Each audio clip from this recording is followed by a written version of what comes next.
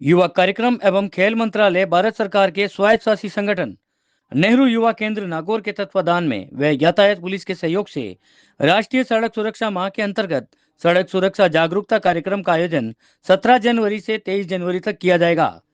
इस क्रम में यातायात पुलिस द्वारा महिला पुलिस स्टेशन पर उमेश सिंह डीवीआईएसपी ट्रैफिक द्वारा युवाओं को सड़क सुरक्षा के लिए जरूरी नियमों की जानकारी दी गई।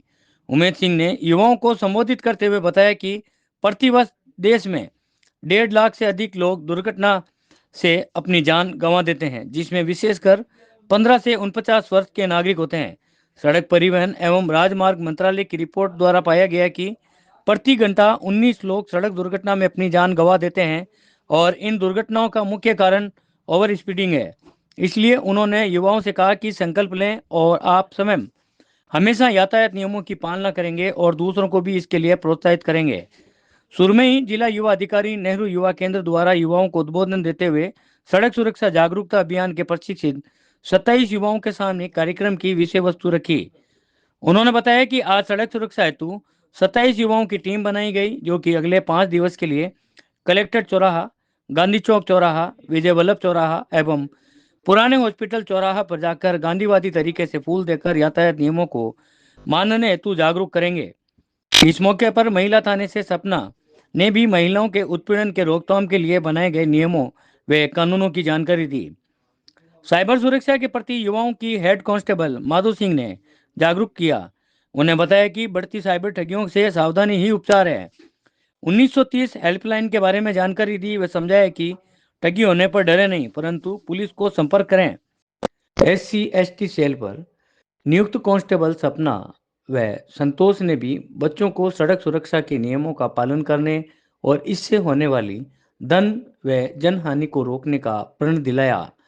इसके अलावा महिला पुलिस थाना नागौर थाना प्रभारी संजीदा बानो ने यातायात सड़क सुरक्षा के साथ साथ महिला अपराधीकरण पर रोक लगाने व घरेलू हिंसा जैसी कुरीतियों को समाप्त करने की पहल की। महिला थाना प्रभारी के साथ महिला पुलिस थाने में स्थित महिला सुरक्षा एवं सलाह केंद्र पर नियुक्त सपना टांग परामर्शदाता ने सभी को संबोधित करते हुए घरेलू हिंसा रोकथाम व वुमन हेल्पलाइन 181 की जानकारी दी व साइबर अपराधों के बारे में व सड़क सुरक्षा सप्ताह के नियमों के बारे में जागरूक होने और करने की शपथ ग्रहण करवाई। ये कंप्यूटर पे अपने ऑनलाइन चालान होते हैं ना आजकल, वो ऑनलाइन से किसी भी चौराहे पे किसी ने भी अपने हेड साहब ने या इंटरसेप्ट ने वो करते हैं चालान, तो वो यहाँ आता है और इनके पास आता है, ये हैंडल करते हैं। बाद में अगर किसी का ओवर स्पीड का हो गया या नो पार्किंग का हो गया, सीट बेल्ट का हो गया, टोटल चालान इनके पास में आते हैं और ये रिकॉर्ड रखते हैं। ये अपने डिप्टी साहब के रेडर साहब का ऑफिस है। आपकी एक यूनिक आइडेंटिटी होती है। आप कहीं खड़े हो ना 100 लोगों के बीच में, लोगों को पता होता है कि ये पुलिस ऑफिसर है। और अगर कलेक्टर 100,000 लोगों के बीच में भी खड़े हो ना, तो नहीं पता होता कि ये कलेक्टर हो। और ये महिला पुलिस स्टेशन है। यहाँ पर जो लेडीज जिनके अगेंस्ट क्राइम होता है उनकी FIR यहाँ रजिस्टर्ड होती है और मैं यहाँ स्टेशन हाउस ऑफिसर हूँ। कुछ पूछना हो आपको थाने की कार्यशैली कार्य प्रणाली के बारे में तो आप लोग पूछ सकते हो। तो यहाँ पर जो मतलब गर्ल्स के अगेंस्ट जितने भी क्राइम होते हैं उसकी FIR हम यहाँ करते हैं। जैसे शादी के बाद जो दोहरी केसेज हैं दहेज के या रेप या किसी भी तरह के, वो सब हम यहाँ रजिस्टर करते हैं। और करने के बाद कार्रवाई होती है, बिल्कुल कार्रवाई होती है, जेल भी जाते हैं। अभी रिसेंटली हमने जो केस किया है वो भी 15-20 दिन हुए होंगे मुश्किल से, शायद 26 तारीख आज कितनी हो गई, हाँ 20 दिन हो गए आज।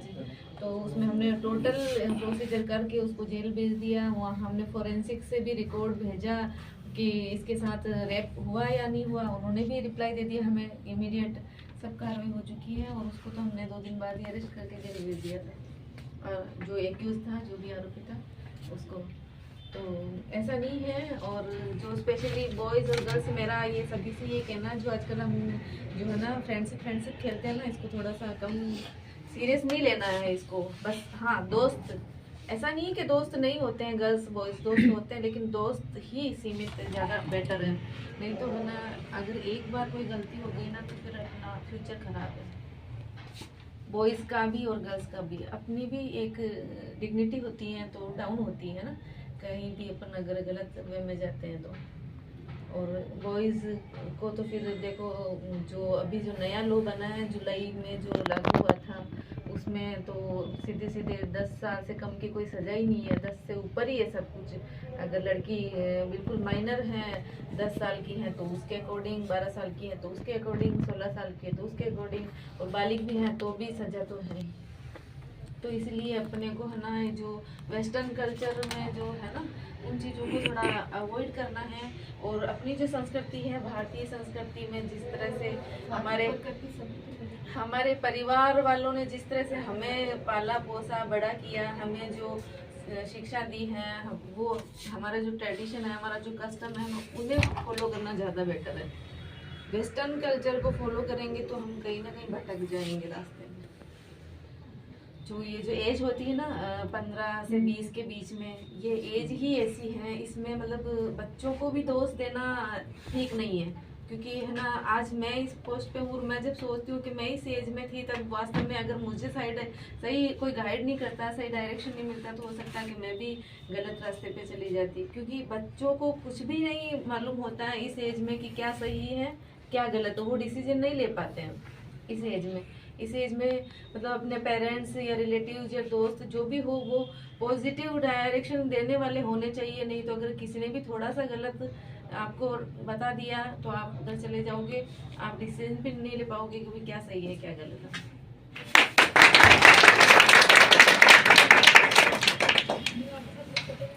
प्रोग्राम का आयोजन में अच्छा सहयोग किया, बच्चे आए हैं, वॉलेंटियर है, तो खुद अपने आप में एक कदम आगे है।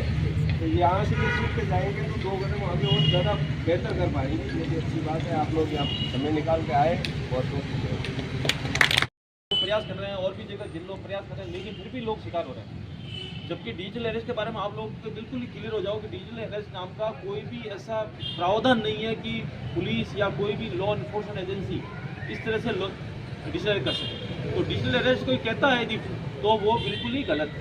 आपको अपने परिवार वालों को बताना है, अपने परिचितों को बताना है कि डिजिटल अरेस्ट नाम की कोई भी कानूनी प्रक्रिया नहीं है।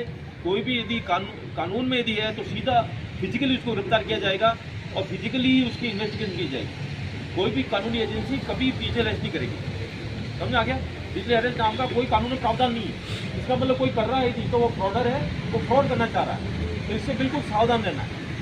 ठीक है?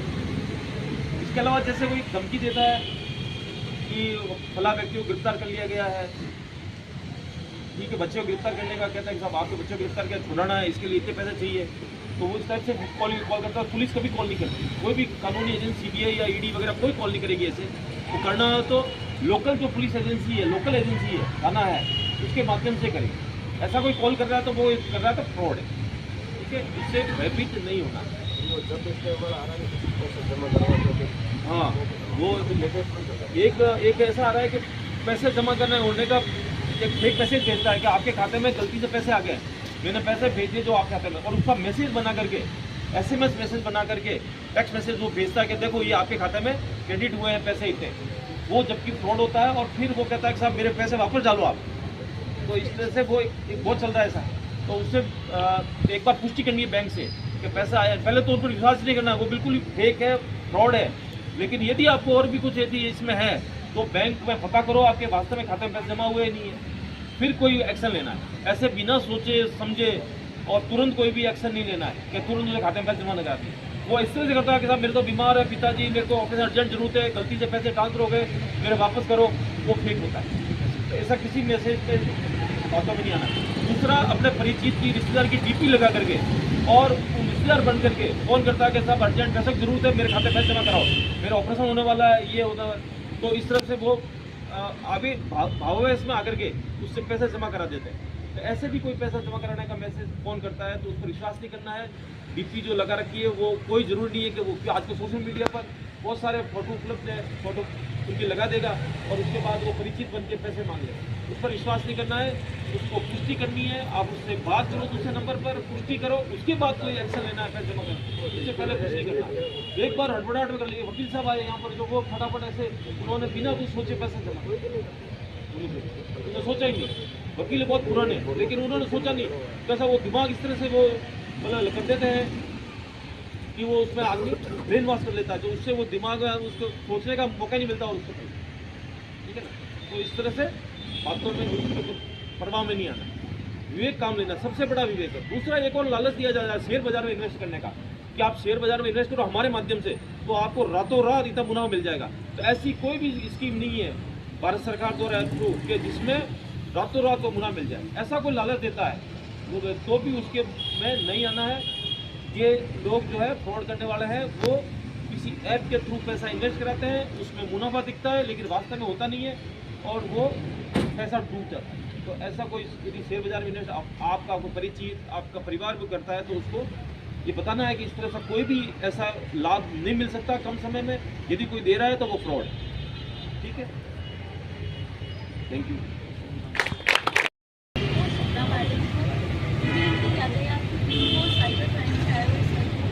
और आप क्या सबसे पहले तो कॉन्ग्रेचुलेशंस कि आप लोग वॉलेंट्री पार्टिसिपेट कर रहे हैं प्रोग्राम, ठीक है, बहुत बहुत बधाई, क्योंकि आप लोग बाकियों से पहले ही थोड़े ज़्यादा समझदार हैं।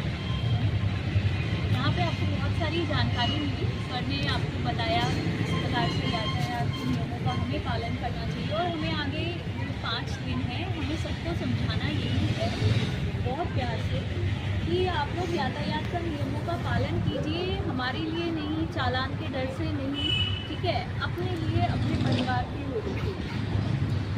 अच्छा, आप लोग क्योंकि सबको समझाएंगे तो आज टू व्हीलर से कौन आए हैं, स्कूटी से, बाइक से, तो हेलमेट लगाया है नहीं लगाया, क्योंकि आज तो नहीं लगाया तो चलेगा क्योंकि आज आपको सर ने समझा दिया, रिमाइंड करा दिया, लेकिन कल से जितने भी बच्चे टू व्हीलर पे आएंगे हमारी आपसे अपेक्षा है कि आप एटलीस्ट हेलमेट पहन के आए, है ना, क्योंकि आप दूसरों को समझा तभी पाएंगे जब आप खुद सही हो।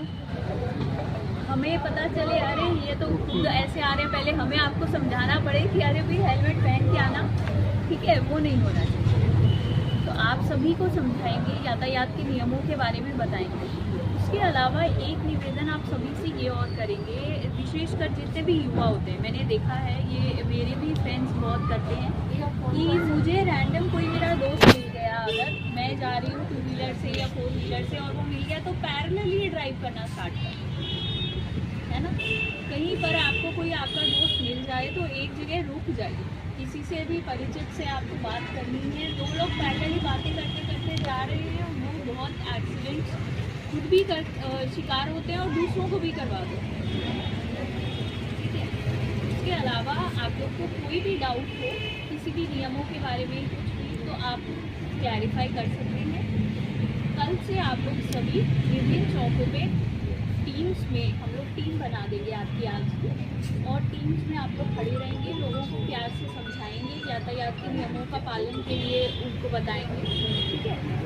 और इस कार्यशाला के अंत में आप लोगों को सभी को सर्टिफिकेट्स मिलेंगे और एक हम कंपटीशन और करवाना चाहेंगे आप लोगों से, जो आप एक पोस्टर बनाएंगे, आपके पास 7 दिन का टाइम होगा जिसको आपको 23 को हमें जमा करवाना है, तो जिसका सबसे अच्छा पोस्टर होगा उसको भी इनाम देगा।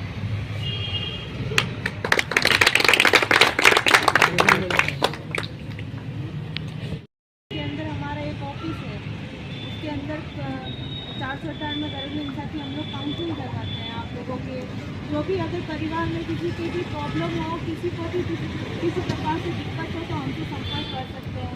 हमारा एक छोटा सा ऑफिस है यहाँ पे, तो हम लोग यहाँ पे 10 से 5 ड्यूटी करते हैं, 10 से 5 हम लोग आपको तो यही मिलेंगे।